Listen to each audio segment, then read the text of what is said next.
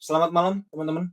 Ya, kembali lagi di Seputar Market ya teman-teman ya. Pada hari ini di tanggal 3 Mei 2026 kita akan weekly outlook seperti biasa. Kita akan menganalisa pandangan untuk minggu depan apakah XAUUSD ini akan melakukan bullish-nya atau bearish-nya. Nah, di sini kita akan bedah secara weekly, daily, sampai ke LTF-nya, teman-teman. Oke, kita masuk saja langsung di time frame weekly ya, teman-teman ya. Biasanya ketika kita di hari Minggu dan di hari Senin itu kita akan ada yang namanya weekly outlook yang dimana kita harus tahu secara bias mingguannya dulu, teman-teman. Nah, di sini teman-teman bisa lihat secara bias mingguannya, guys. Teman-teman bisa lihat harga ini melakukan bearish-nya ketika dia sudah nge-sweep area previous weekly high di 3 minggu yang lalu, teman-teman. Nah, inilah bias weekly di minggu-minggu sebelumnya bearish karena penyebabnya adalah apa, teman-teman? Di sini ada yang namanya weekly high-nya ditembus, hanya ditembusannya untuk week bukan body. Artinya apa? Jika week ketemu dengan week, adanya pola atau adanya confirm reversal yang terjadi atau adanya potensi reversal terjadi, teman-teman. Diikuti dengan apa? Diikuti dengan adanya area penting di weekly yang dimana ketika teman-teman ukur dari high ke low ini adalah apa, teman-teman? FVG ya, teman-teman ya. Sorry, dari gap atas ke gap bawah ini adalah area FVG yang dimana ketika FVG terjadi, artinya apa, teman-teman? Adanya ketidakseimbangan harga yang dimana harga itu ketika tidak seimbang berarti perlu yang namanya diseimbangkan. Oke, paham ya teman-teman ya? Nah, berarti kalau kita berbicara naratif, oke, secara bias dia bearish. Sekarang kita berbicaranya secara naratif di weekly dulu. Harga bergerak ke atas untuk mengisi area FVG atau internal range liquidity. Oke, setelah dia mengisi area internal range liquidity atau FVG ini, berarti tujuan akhirnya dia akan menuju ke yang namanya external range liquidity secara naratif di weekly pandangannya. Tetapi apakah dari internal ke eksternal ini instan? No. Kita lihat nanti, apakah dia bakal sampai ke eksternal? Apakah dia akan melakukan penahanannya nantinya di area ini? Nah, nanti kita akan bedah secara daily-nya, teman-teman. Sekarang kita tinggal lihat bias di minggu depan. Ini kan bias di weekly ya, secara keseluruhan ya. Oke, secara naratifnya juga. Sekarang kita harus lihat bias secara minggu depan. Bagaimana cara kita menganalisa bias minggu depannya? Simple kalau di weekly, teman-teman. Pada time frame weekly, teman-teman. Previous weekly low kemarin itu sudah ditembus sama apa? Body. Oke, ini adalah PWL-nya. Sudah ditembus sama body. Artinya jika wick ketemu dengan body berarti apa? Adanya continue-nya, bukan reversalnya. Oke? Berarti untuk minggu depan bias kita ini bearish. Tujuannya kemana? Tujuannya teman-teman bisa ke yang namanya previous weekly high. Teman-teman juga bisa ke previous weekly low ini, teman-teman ya. Ini adalah PWH-nya, ini ada PWL-nya. Jadi ketika nantinya di daily-nya dia mendukung untuk bearish-nya, berarti teman-teman ini adalah Victamax-nya teman-teman itu ke previous weekly low ini, teman-teman. Itu satu. Kita sudah dapat bias di weekly. Sekarang kita lihat di daily-nya. Apakah di daily-nya juga mendukung untuk dia melakukan continue-nya untuk ke PWL? Kan kayak gitu. Kita lihat sekarang di daily-nya. Kita rapikan dulu, teman-teman. Oke, ini adalah PWL kemarin ya. Oke. Ini kita hapus dulu ya. Nah, sekarang teman-teman bisa lihat di time frame daily-nya. Bias hariannya, teman-teman. Bisa teman-teman lihat kemarin dia melakukan retracement-nya ke atas untuk mengisi area apa, teman-teman? Ini ada naratif baru di dalam daily candle-nya. Di sini harga bergerak untuk mengisi area internal range liquidity atau FEG untuk menuju kemana, teman-teman? External range liquidity atau ada yang namanya juga di bawahnya itu PWL-nya, teman-teman. Berarti secara nggak langsung weekly-nya tadi dan daily-nya itu searah, teman-teman. Oke? Searahnya kenapa? Karena harga sudah mengisi area internal range liquidity atau FVG ini. Cara naratifnya, harga bergerak mengisi area internal range liquidity, naratifnya menuju ke mana? Eksternal atau ada PWL-nya di bawah. Nah, sekarang kita lihat biasnya di daily-nya.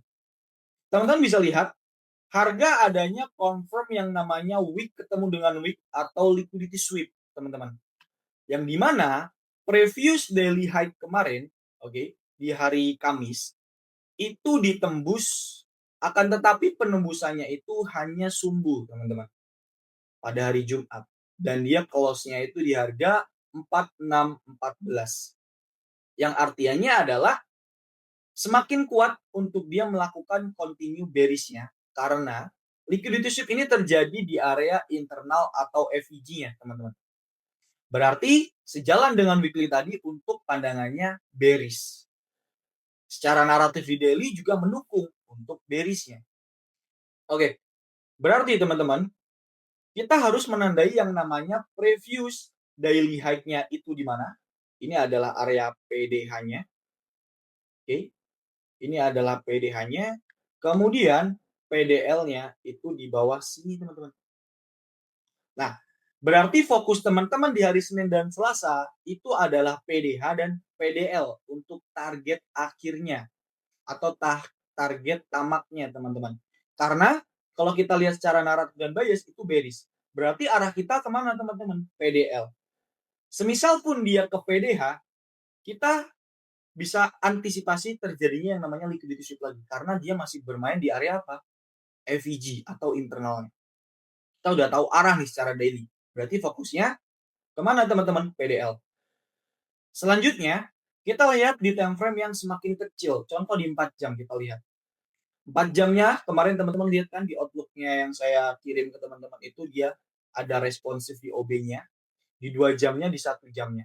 Nah, bisa teman-teman lihat. Di 1 jamnya, area higher height ini itu juga tidak ditembus oleh body, teman-teman. Hanya ditembus oleh sumbu. Yang artinya apa? Terjadi yang namanya penolakan harga untuk dia continue ke atas.